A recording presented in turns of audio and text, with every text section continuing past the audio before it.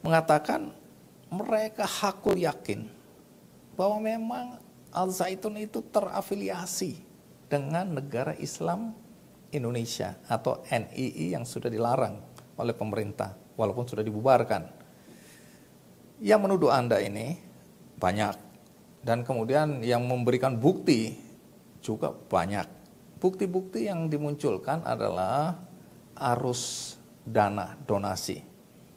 Kemudian ada video-video di mana sejumlah orang berjoget-joget, nyanyi dan seterusnya, yang kemudian dibilang bahwa inilah anggota NII, ya, yang selama ini memberikan dukungan donasi ke Al Zaitun. Nanti bisa saya tambahkan, tapi sampai di sini dulu. Assalamualaikum warahmatullahi wabarakatuh. Hamdan syukran lillah amma ba'du. Sahabat-sahabat yang saya cintai dan saya banggakan, melihat dari tayangan dari Kick Andy tadi, apakah memang Al Zaitun itu atau Panji Gumilang itu terafiliasi dengan KW9 atau NII? Di video saya sebelumnya, saya telah menjelaskan tentang asal-usul dan sepak terjang siapa itu Panji Gumilang dan apa kontribusi dan pengaruhnya terhadap NII, khususnya NII KW9. Sebenarnya KW9 sebelum Panji Gumilang menjadi pemimpin bisa dikatakan merupakan salah satu faksi NII yang paling solid, rapi, dan sangat revolusioner perkembangannya. Namun sejak 1992 saat penangkapan Haji Rais waktu itu sebagai pemimpin KW9 yang diduga dilakukan atas kerjasama Panji Gumilang dan juga anggota militer. Ini menjadi faksi yang morat-marit dan tidak terkendali. Warisan positif yang masih melekat di KW9 sebenarnya merupakan warisan sebelum Panji Gumilang. Tafsir-tafsir ayat terutama yang mutasyabihat yang sangat aktual dan argumentatif, keperwiraan orang-orang itu, orang-orang NII waktu dulu, mereka di dalam medan perdebatan di kalangan umat Islam adalah beberapa contoh nilai positifnya. Jadi perusak tatanan dakwah KW9 secara khusus dan NII secara umum adalah Panji Gumilang ini. Keberadaan KW9, Komandemen Wilayah 9 yang dipimpin oleh Panji Gumilang ini adalah sebuah paradoksal nilai-nilai luhur ajaran Islam, sunnah Rasul yang menjadi cerminan umat manusia di muka bumi. Panji Gumilang dan kawan-kawan adalah orang-orang yang menjual ayat Allah dengan harga murah untuk sebuah bangunan semen pesantren termegah se-Asia Tenggara, Ponpes Al Zaitun. Di tengah kondisi umat Islam yang sedang morat-marit, gerakan dakwah yang dilancarkan KW9 juga bukan untuk memperbaiki akhlak seperti yang dicontohkan oleh Nabi Muhammad bagi seluruh umat manusia di muka bumi.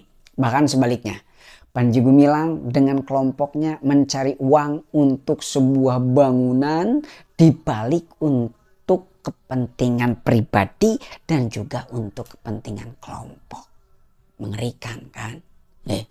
Mari kita next lanjut tonton apa yang Andi Noya tanyakan kepada Panji Gumilang. Tidak pernah mengatakan itu fitnah, itu sesatnya. Saya tanggapi saja.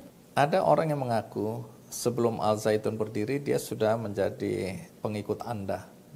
Dan dia termasuk orang yang diminta untuk mencarikan pendanaan untuk dibangunnya Al Zaitun pada awal-awalnya.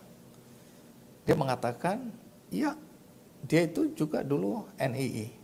Ya lepas dari Anda bilang bahwa secara formal itu sudah dibubarkan, sudah kembali kepada NKRI, tapi dia meyakini di bawah tanah sana masih banyak pergerakan yang menginginkan bangkitnya NII, dan Al Zaitun ini adalah ibu kotanya.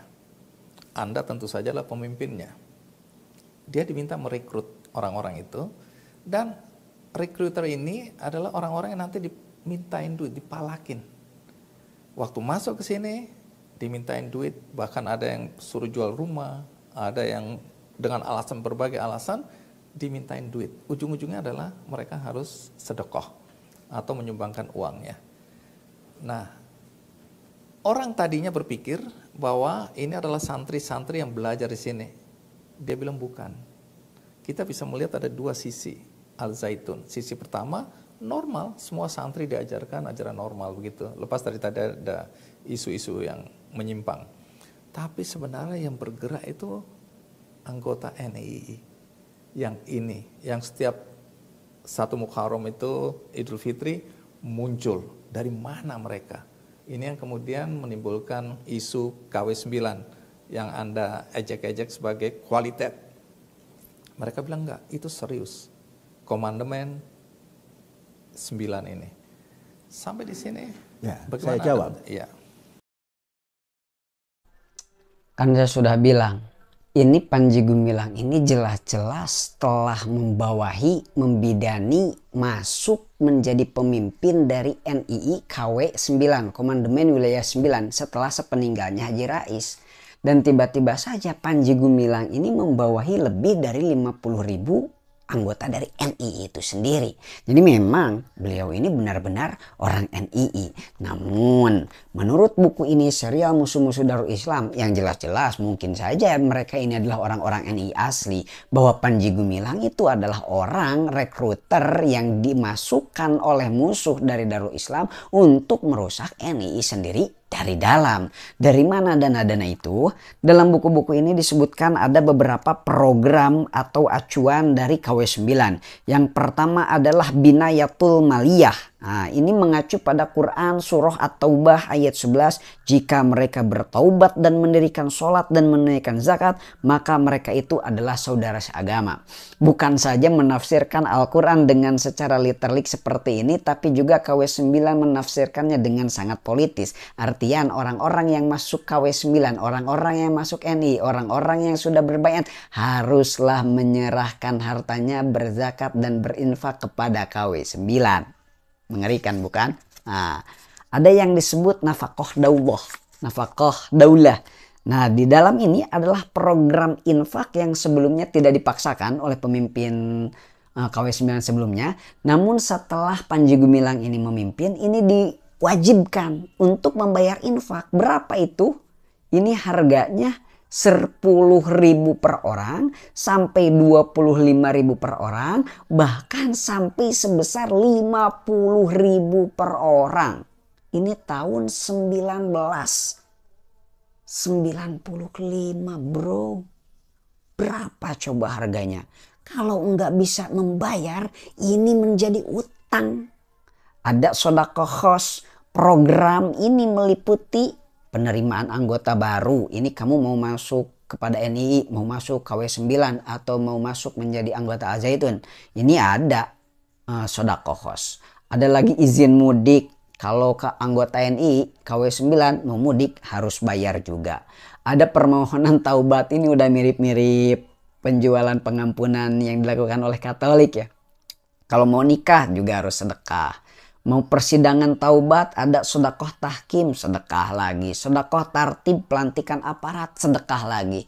Intinya orang yang berada di KW9 NII pimpinan Abu Toto dulu ini waktu 1995 selalu tentang uang dan menyumbang. Kalau ada orang yang nggak mau membayar, itu disebutnya utang. Kalau dia tidak lekas membayarnya, tidak mau disebut utang, berarti dia adalah musuh bagi NII itu sendiri. Ada harkah kurban, ini diwajibkan. Kurban 1 kambing nilainya 150.000 boleh dicicil. Nah, tapi ini tidak diperuntukkan kepada para mustahik kurban ini. Tapi diperuntukkan pada donatur ke atas. Ada harkah Ramadan ini.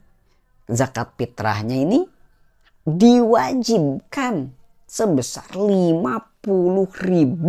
Anehnya tidak ada yang menjadi mustahik. Nah, anehnya ya dalam harakat Ramadan, dalam pembayaran zakat fitrah di KW9 NII pimpinan Panji Gumilang, dalam zakat fitrahnya tidak ada yang menjadi mustahik, semuanya adalah muzaki. Dan nilainya sebesar Rp50.000. Ada juga harokat iddikhor, tabungan harian Rp100 per orang.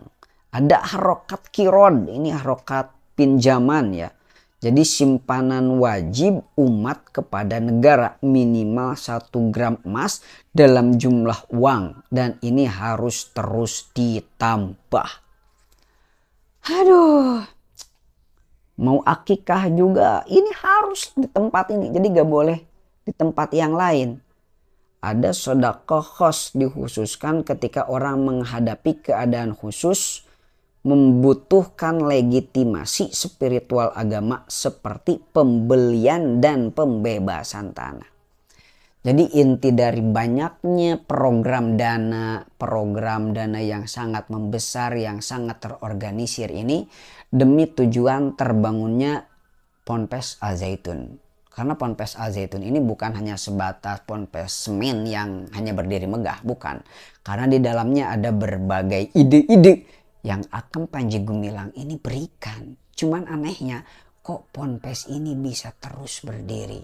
Kok ponpes ini bisa terus langgeng tanpa ada yang mengusik? Bahkan tahu gak, pada tahun 1999 ketika Al Zaitun itu didirikan, diresmikan oleh Presiden B.J. Habibie. Ya mungkin Habibie waktu itu polos, tidak tahu pergerakan NII dan juga Panji Gumilang ini. Sehingga dengan santai dan polosnya beliau B.J. Habibie meresmikan Ponpes Al Zaitun ini. Ada beberapa hal yang menarik yang perlu diungkapkan terkait dengan NII KW 9 pimpinan Panji Gumilang yang kata beliau dia sudah bukan berafiliasi pada NII itu sendiri. Waktu dulu pada tahun 2099 atau 2000, waktu itu yang pertama adalah ternyata banyak loh kalangan umat muslim atau ikhwanul muslimin yang secara tidak sadar telah dikendalikan, telah dimanfaatkan oleh Panji Gumilang itu sendiri. Nah, waktu itu ada aktivis Islam dari Partai Keadilan yang telah disumbang oleh Panji Gumilang uang sebanyak 150 miliar itu waktu itu. Sehingga menjadikan Panji Gumilang menjadi anggota MPR. Yang kedua, orang-orang ini nih, Presiden PK waktu itu Nur Mahmudi Ismail, bahkan orang yang ahli gizi, kok bisa-bisanya dia menjadi pimpinan partai? Aneh kan?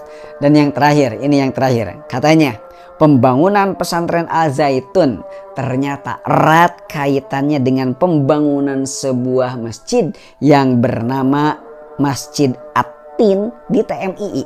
Nah, sebagaimana diketahui bahwa Allah berfirman dalam surah At-Tin, Wat-tini waz-zaitun. Wallahu a'lam bishawab.